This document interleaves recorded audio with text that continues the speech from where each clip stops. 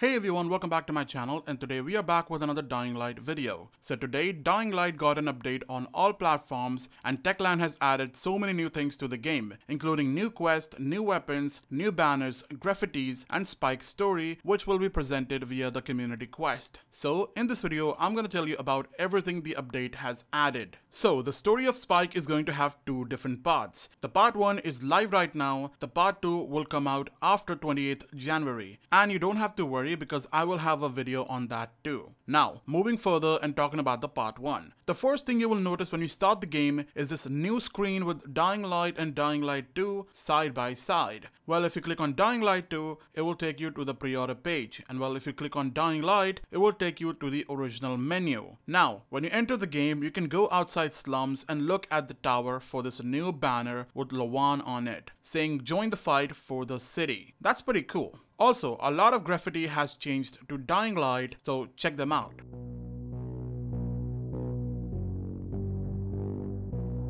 In fact, in Old Town you can find some, like this, Survivor's Help.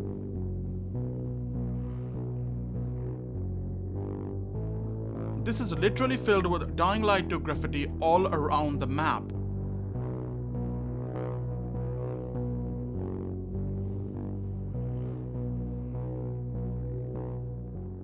Now, moving ahead, let's talk about the story of Spike, and then we'll talk about the quest and the weapon. Rise has fallen, but it's not the end of our problems with the bandits. Quite the contrary, to be honest. With their leader gone, they are flooding Haran all loose and frenzied, ravaging whatever stands in their way. They strike on Survivor's Shelter, expose those hiding inside to the infection, bringing on a host of freshly turned virals to deal with, as if we hadn't had enough of them already. But not all is lost. Spike is organizing a safe zone for survivors who've managed to escape. There are still many who need help getting here though, and it will take some real grit and extraordinary skill to brave the storm and bring them to safety. You are their only hope. Camden wanted to equip them with his special suits, but unfortunately only some of them managed to get them. As few as they are, they might prove really useful, so keep your eyes peeled. Oh, and as for the zombie situation, I think Spike already has an idea on how to deal with it. Just follow his instruction and we might stand a chance. Wow.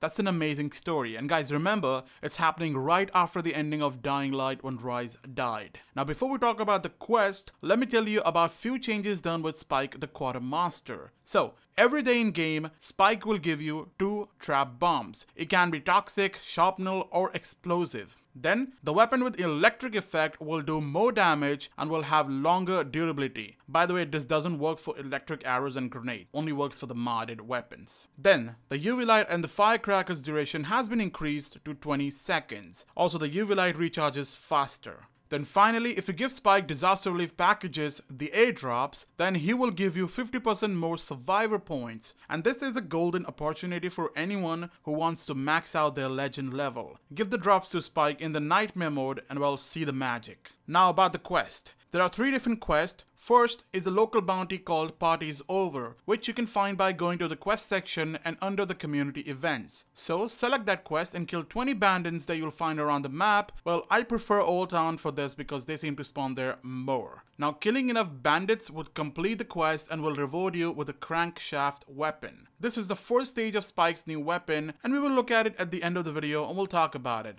And trust me, you're gonna love what I'm about to tell you about this weapon. Now, in the second quest, which is called To the Rescue. In this quest, you will need to save 10 survivors from virals and bandits, and by doing that, you will be rewarded with the Last Hope weapon blueprint. This weapon is a Dying Light 2 weapon. Now, if you already own that, well, you won't get anything. So for everyone who just got it, they can use the blueprint to create a Last Hope weapon. And by the way, I have a video on my channel that will teach you how to make an overpowered Last Hope weapon. So do check it out when you get the blueprint. Also, for the quest, I have these 2 locations in Old Town where the enemies and survivors keep spawning every time. So every time you cycle through day and night, you can easily see them spawning. So you can easily finish this quest using this trick. And then finally, the global bounty called Environmental Hazard.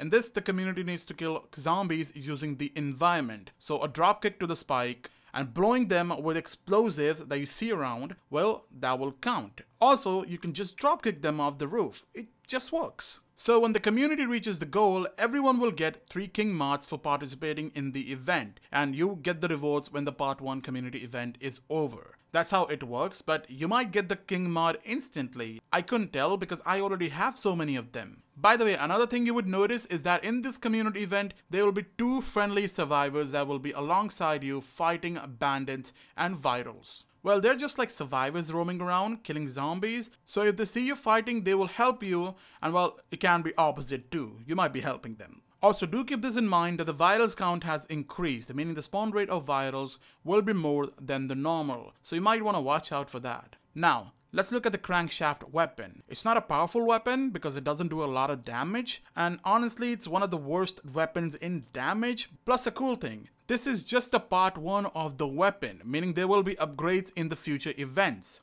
That's one reason why you won't get a blueprint for this weapon, because the weapon would upgrade in the future and you will get more modifications on it, and I believe the damage will increase too. Some facts. There are 3 parts to this weapon. The one you just unlocked is part 1. The part 2 shall come soon after 20th Jan. Now about the part 3, which is the final look. Well, I don't know how one will get it yet, but once the event ends and part 2 will start, we will have more answers to it. The final version of this weapon looks badass, and I like this upgrading system approach by Techland. Regardless, it's a great weapon, and honestly Techland, you guys are amazing. Bringing in the community back to Dying Light before the sequel comes out, it's the best thing any developer can do for their fans. Lots of respect for that, and I'm sure people are gonna love this. People are gonna have a blast playing this community event. Also guys, this is just the beginning. Imagine what the part 2 will have. Well, till then, thank you for watching, and I'll see you guys in the next video. Good night and good luck.